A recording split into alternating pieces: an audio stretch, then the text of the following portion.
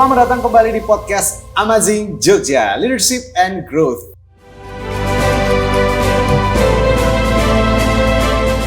Podcast ini adalah kerjasama dari Ama Yogyakarta dengan Tribun Jogja. Dan seperti biasa, saya Trisna Pradita akan memandu diskusi kali ini. Dan kita sudah kedatangan tamu yang sangat penting. Tamu yang sangat-sangat spesial, dan memang tamu kita selalu spesial. Kita akan membahas dan membicarakan berbagai fenomena praktik manajerial di sekeliling kota Jogja kita tercinta. Kalau membicarakan kota Yogyakarta, tidak lepas kita akan berbicara soal betapa banyaknya kuliner khas di Yogyakarta. Berbagai macam sajian ada dengan berbagai macam keunikannya. Tapi yang unik adalah banyak kuliner viral dari Yogyakarta. Yang menarik, tidak semua yang viral-viral, tidak semua yang kelihatannya ramai di awal itu bisa survive dan bahkan bisa berkembang. Nah, kita kedatangan tamu. Kali ini bintang tamu kita adalah pengelola atau owner dari bisnis kuliner di Yogyakarta yang bukan hanya survive tapi bisa berkembang dengan luar biasa. Kita sudah kedatangan Mas William Darlius. Selamat siang, pagi, sore. Siang.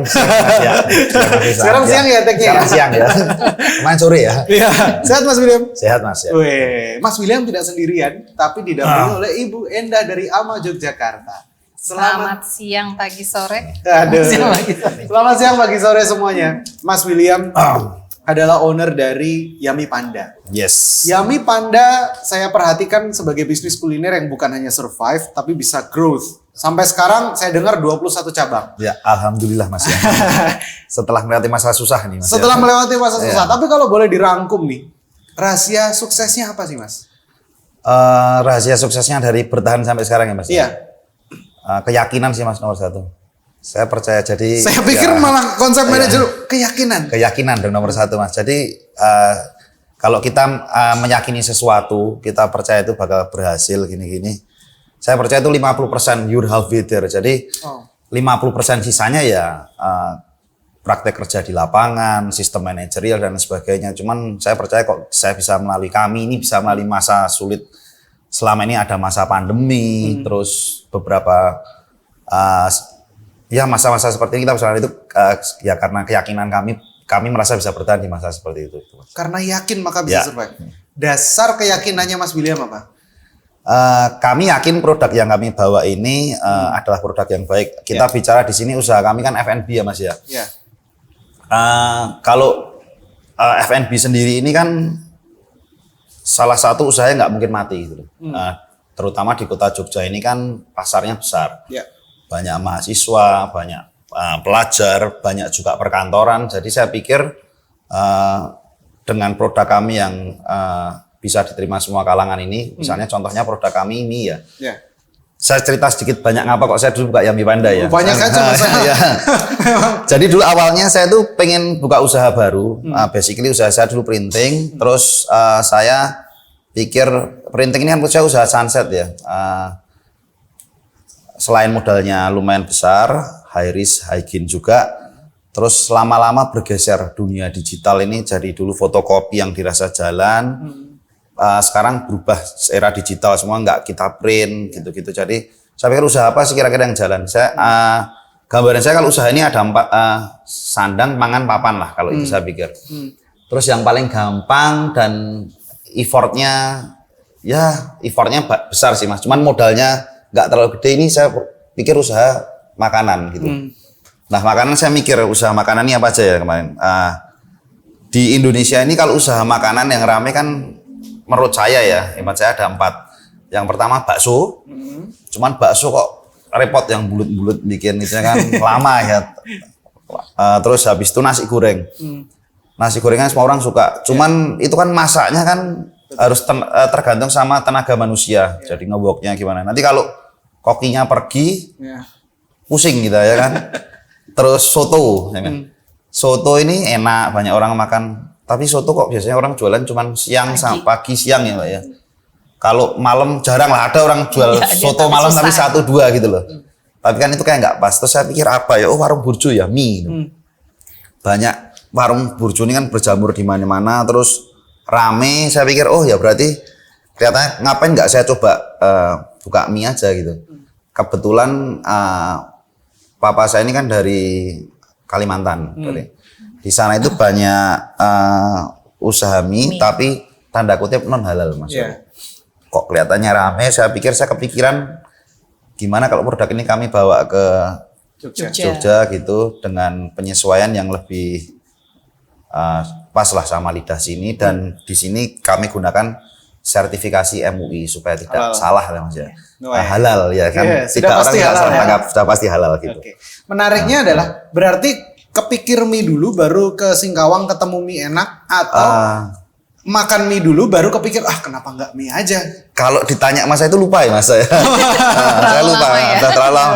Jadi saya dulu kelihatannya sih saya nyoba mie dulu sih Mas. Nyoba mie dulu terus saya kait-kaitkan kira-kira mie yang kemarin enak ya kita jual gini. Dan Mas William dengan dasar tidak bisa memasak, betul? Tidak bisa. Oke. Seorang yang tidak bisa memasak mau berbisnis kuliner itu apa yang dilakukan waktu itu? Apa ya Mas ya kalau mikir saya pikirkan gini Mas. Kalau untuk bisnis kuliner sendiri ini kan lebih kepada sesuatu yang tadi saya bilang pada prinsipnya semua orang doyan. Nah, sekasarnya seperti masak Indomie lah. Ya. Nah, itu saya bikin ngapain ya seperti itulah saya bikin Yummy Panda supaya lebih semua orang bisa masak, kita tidak tergantung sama siapapun gitu Mas. Satu sisi dia mempertahankan taste, jadi taste-nya akan tetap sama di setiap cabang manapun, standar pembuatannya sama, dan risiko kehilangan chef dan itu sangat minim sekali, nggak perlu, bahkan saya diajari aja bisa. Bisa langsung. Wow. Berarti nggak takut dicontek gitu ya produk? Enggak sih Bu, karena apa ya? Kan bisa ya kalau keluar kita ada biang bumbunya yang orang lain nggak tahu. Ya. Atau tetap ada bumbu rahasia ya. Iya. Berapa orang yang pegang bumbu rahasia itu? Mungkin 1-2 orang lah Mas ya. Okay. Saya sendiri mungkin nggak tahu loh Mas. Itu berarti itu kok bisa milih beliau gitu yang?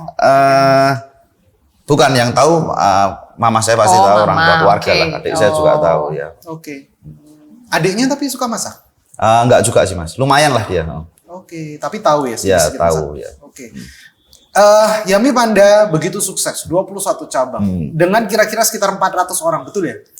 Yang dikelola di bawah. Kalau di outletnya enggak ya Mas, kurang lebih kalau keseluruhan sama di office kami, sama bidang usaha yang lain, kurang lebih 400 bisa sampai.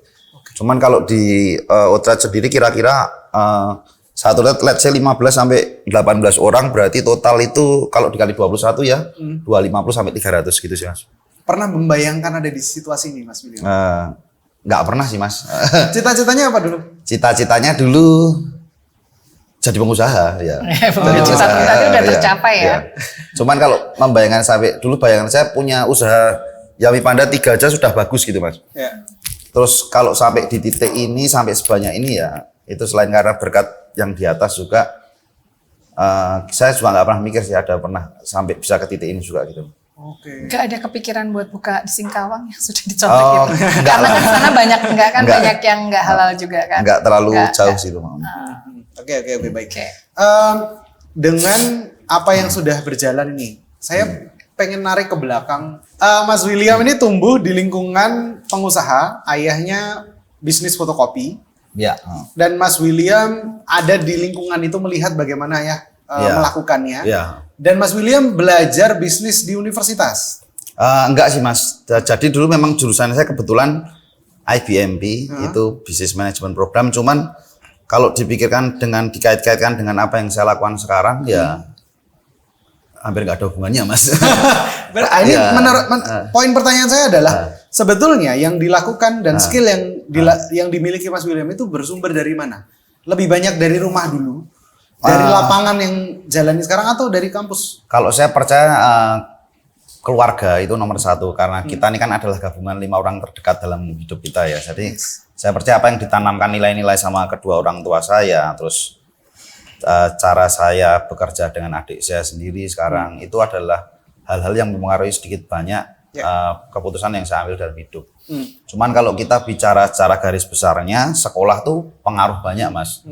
Kebetulan saya ini besar di sekolah negeri, sekolah di mana kompetensinya menurut saya cukup tinggi, tetapi untuk kemampuan berbisnis tidak pernah diajarkan sama sekali. Kita selalu diajarkan nilai-nilai gimana mengikuti standar yang baik, kompetensi yang sudah baik.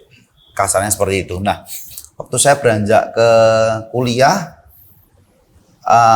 itu kelas bisnis saya itu juga mengajarkan bisnis tapi hanya secara teoretikal. Ya.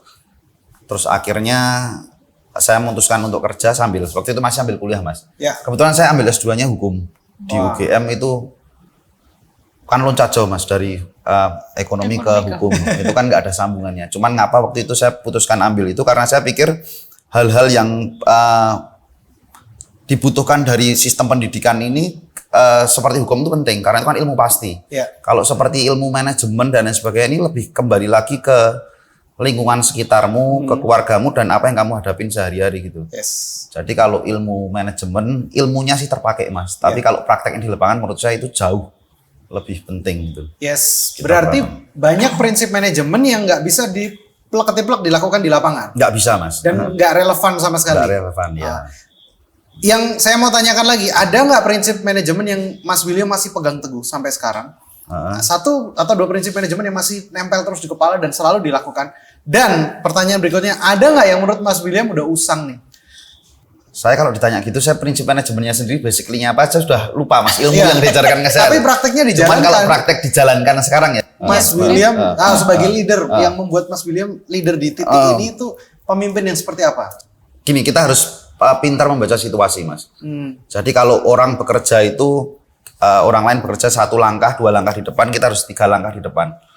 Kalau misalnya sekarang sistem manajerial paling enggak kita harus tahu loh, oh arahnya ini mau kemana sih? Gitu. Yes. Misalnya dunia ini dalam 5 tahun ke depan apa sih yang bakal berkembang? Kita nggak usah bicara jauh-jauh sampai dunia lah, kita bicara dulu Jogja ini 5 tahun ke depan tuh mau kemana sih? Nah, saya lihat kalau kita bicara sekarang Jogja ini kan kota pariwisata mas. Jadi ke depan bandara mau dibangun, jalan tol mulai masuk. Jadi paling enggak kita tahu, oh kalau usaha itu arahnya kemana? Kita bisa buka toko oleh-oleh misalnya, bisa buka F&B, bisa buka villa seperti yang saya lakukan tadi saya sempat cerita ngobrol juga gitu. Jadi kita paling enggak tahu sedikit 2-3 langkah sebelum orang lain melakukan gitu mas. Jadi meramalkan apa yang jadi kebutuhan di masa depan. Kebutuhannya apa gitu. Dan itu dilakukan juga untuk Kung Fu Panda lagi, untuk Mi Panda ya. Tapi betul dulu awalnya terinspirasi Kung Fu Panda. Betul sih mas. Sebetulnya bukan saya pernah lihat film Kung Fu Panda itu kan kok bapaknya Po itu masak mie gitu. Lucu ya. Nggak enak juga kan nggak bisa ngicipin mas. Kelihatannya kan enak ya kan. Kelihatan enak. Nah terus saya pikir mau tak kasih nama Yami Kung Fu waktu itu. Cuman kok kayaknya kurang pas, makanya ya udah Yami Panda gitu. Dulu bahkan awal-awal sempat kami buka itu di cabang awal itu kan logonya masih logo punya itu, cuman kan ya nggak mirip karena gambar sendiri mas, cuman karena kita takut dituntut. Ya akhirnya waktu kita buka cabang yang kedua udah kita ganti semua. Waktu kita daftarkan hakinya, hak ciptanya kita ganti semua logonya gitu. Apalagi S2-nya hukum ya, jadi sangat memahami bagian itu. Hukum juga hukum-hukuman mas.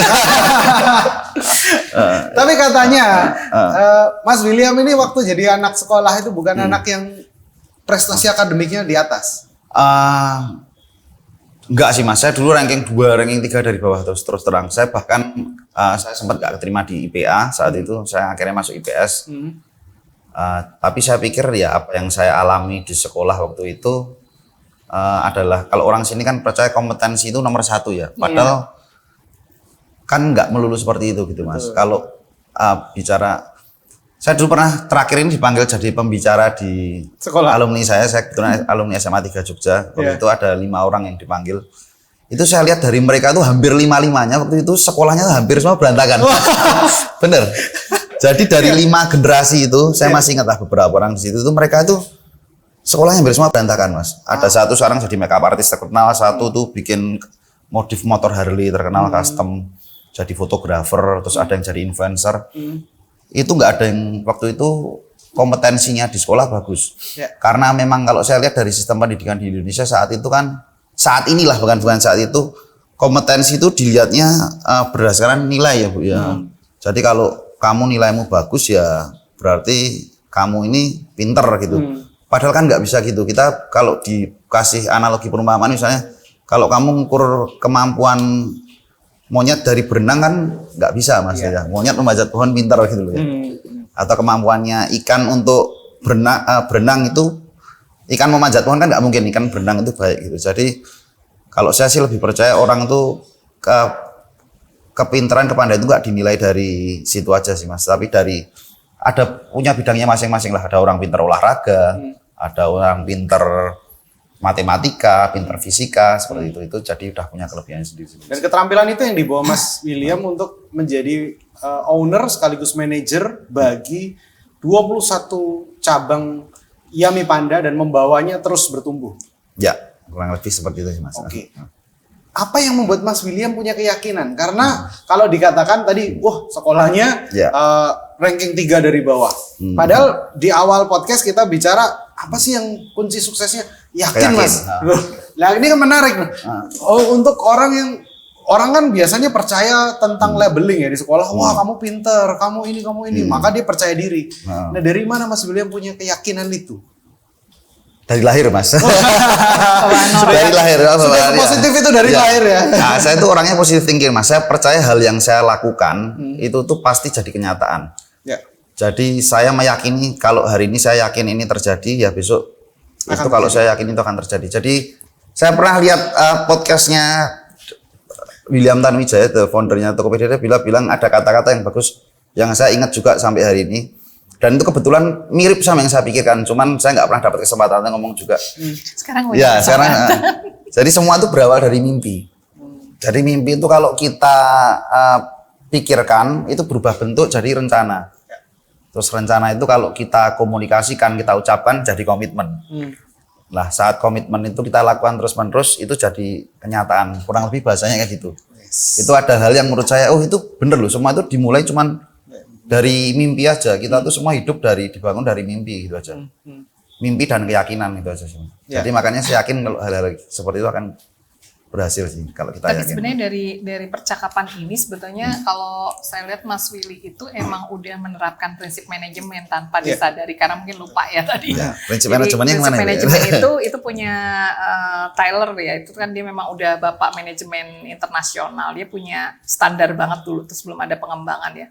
Itu POAC ya, ada planning. Sebenarnya ada merencanakan gitu kan tanpa planning, organizing ya, terus controlling ya, actuating itu kan sebetulnya sudah melakukan itu gitu. Cuman karena tanpa disadari itu adalah itu ternyata udah lupa juga. Tapi sebetulnya itu udah jadi habitnya dalam kehidupan sehari-harinya Mas Willy gitu ya. Tadi merencanakan ya sebenarnya bukan tanpa disadari, emang udah memplanningkan tadi like dream gitu ya. Dreamnya harus come true. Nah, harus come true ini gimana? Harus merencanakan ke arah itu seperti itu. Kemudian juga tipenya memang selalu selain positive thinking tadi juga tadi ya mungkin lingkungan juga dari keluarga dan tadi sekolah ya. Sebenarnya dari sekolah itu di ilmu bisnis itu mungkin teoritis ya, tapi setidaknya melekat seperti di ilmu bisnis lain itu ada, di ilmu manajemen lain ada namanya SWOT tadi ya, strength ya. Nah nanti kan ada tantangan, peluang. Nah peluangnya tadi makanan ya kan, jadi milih itu gitu. Jadi kan saya lihat ya sebenarnya prinsip-prinsip manajemen itu sudah ada di Mas Willy jadi habit mungkin ya, karena udah dari kecilnya ngelihat orang tua disiplin, orang tua punya usaha. Sebenarnya tadi benar kata Mas Willy, yang paling berpengaruh itu 5 orang terdekat gitu, udah di riset itu ya. Dan role modelnya memang ortunya gitu, yang memang punya usaha gitu, yang nggak takut bakal gagal gitu. Soalnya kalau orang itu ya nggak mungkin ngembangin sampai 21 ya gitu. Kalau saya sih malah cuman tadi ya gitu, di saat orang mungkin satu aja tadi ini nggak ori, tadi nggak bisa ngembaliin investmentnya, kembalinya itu nggak ada ori, itu paling hebat sih menurut saya, karena dengan 21 kayak gitu kan pasti tadi ada yang kurang rame, ada yang rame, itu bisa ya lebih ke subsidi silang sih sebenarnya kita. Betul, tapi maksudnya nggak takut untuk gimana ya, nggak ya, itu udah percaya diri, itu udah termasuk ilmu manajemen juga, maksudnya bisa tadi mengolah SWOT-nya, peluang ya, ada orang mau berinvest dan percaya ya, kan nggak semua orang juga bisa dipercaya ya Mas Willy ya, seperti itu. Terus ya itu mungkin untuk pengembangan di ke depan tadi ya, selain properti juga ya Yummy Panda yang udah dibangun cukup lama ini, harapannya sih kalau saya, kalau boleh ngasih saran dan masukan, dikembangkan ke inovasinya ya. Ya tadi ya mungkin dulu nggak ada dimsum, terus ada, terus tadi rasa dan sebagainya ya. Boleh. Karena memang sayang ya, udah pernah dibangun, walaupun mungkin udah profit tapi tetap harus dipertahankan karena keren banget kan kalau itu di anak cucu kita masih bisa nemuin Yummy Panda dan itu jadi Harus, legend Bu, ya, harus. ya kan kayak YouTube itu Betul, juga ya. kan juga banyak sekali. Nah, maksud saya ini mie yang bukan makanan tradisional bisa gitu sekelas ini gitu. Dan ya udah salut sih tadi ya tetap bertahan di masa seperti ini di saat kompetitornya pun merajalela. Itu juga udah termasuk ya udah santai aja gitu kan ibaratnya seperti itu. Tapi ya itu udah ilmu manajemen, ilmu hukumnya juga udah benar-benar dipelajari dan itu udah ngalahin dulu label halal. Soalnya memang itu ya yang paling penting value Mas Willy emang di situ seperti itu. Oke, tadi Mas William sampaikan bahwa meramalkan apa yang akan terjadi di depan. Ya. Itu jadi salah satu kunci sukses manajerial Mas William. Nah, kalau dari titik ini ke masa depan, kira-kira tantangan apa yang akan kita hadapi? Menurut Mas William? Gini Mas, kalau menurut saya sekarang ini kan kita nih hidup di zaman yang sudah informasi dibagi secara terbuka gitu ya. Jadi nggak seperti zaman dulu. Kalau zaman dulu orang pintar tahu banyak pengetahuan itu tidak semua orang bisa tahu karena kan informasi lebih terbatas. Yeah. Kita ini hidup di tengah-tengah. Kita hidup di masa Gen Z dan baby boomer ya. Kita ini milenial lah bisa seperti itu. Jadi kita tuh kita nih old school punya kemampuan buat dengan informasi yang terbuka. Kedepannya adalah kita tuh harus bisa menyaring informasi yang masuk ke kita. Jadi karena informasi ini dibuka sebebas itu, karena misalnya kayak Bu Indang saya tanyain, Bu, misalnya kita naik 10 usaha yang paling besar di dunia apa? 5 menit kita semua, nggak sampai 5 menit kita buka Google, kita bisa cari semuanya. Cuman kan kadang informasi ini yang disampaikan itu, apalagi di Indonesia ini banyak hoax, banyak yang nggak benar. Kita harus bisa menyaring informasi ini secara tepat guna dan tepat sasaran gitu. Jadi tantangan ke depan paling besar menurut saya sih itu, kita harus bisa tahu informasi ini bisa kita gunakan dengan sebaik mungkin gitu sih. Termasuk dalam industri F&B yang Mas William jalani. Makanan ya. Pernah dapat bad review atau yang sengaja kayaknya kok ini dilakukan kompetitor atau apa gitu? Oh, pernah Mas. Jadi ya kan kalau dari tim kami kan sering baca ya, lihat di Google review atau di TripAdvisor gitu pasti adalah 1-2 yang ngasih trip kurang memuaskan gitu. Cuman kalau gitu biasanya kita hubungin, kita tanya, kita minta masukannya yang seperti apa. Kadang mungkin kita kan nggak bisa kontrol 100% ya Mas, dengan cabang yang lumayan banyak, dengan karyawan yang lumayan banyak. Kadang ada karyawan yang kerjanya capek, seharian kerja terus, mungkin dia moodnya kadang lagi tidak bagus kan, kita nggak bisa kontrol itu semua. Betul. Jadi ya kita ada tim sih yang buat khusus untuk. Yang jelas komplain dihandle dengan baik. Komplain kita harus berusaha handle dengan baik dong Mas. Kalau enggak kekuatan brand itu kan yang paling penting. Jadi yang apa yang kita kembangkan, kita jaga sampai kan brand. Betul. Kalau sampai brand kita namanya sudah nggak baik, terus mau dibawa kemana lagi ini kerjaan kita itu nggak bisa. Jadi penting lah buat kita Mas. Mas William sendiri punya tim R&D untuk Ada R&D. 3-4 langkah lagi produk macam apa yang akan di launching gitu? Untuk sementara ini, sekarang ini, jadi tim kita tuh masih pakai BD ya, business development. Itu sekarang merangkap dengan R&D-nya kita, research and development juga. Jadi itu untuk survei gimana kita buka. Misalnya saat ini kita lagi sedang mau buka di Surabaya di Pakuwon. Kita udah survei dulu kemarin. Jadi di Surabaya ini titik yang bagus di mana sih? Kita buka dulu di barat atau di timur misalnya, di dalam mall atau di luar.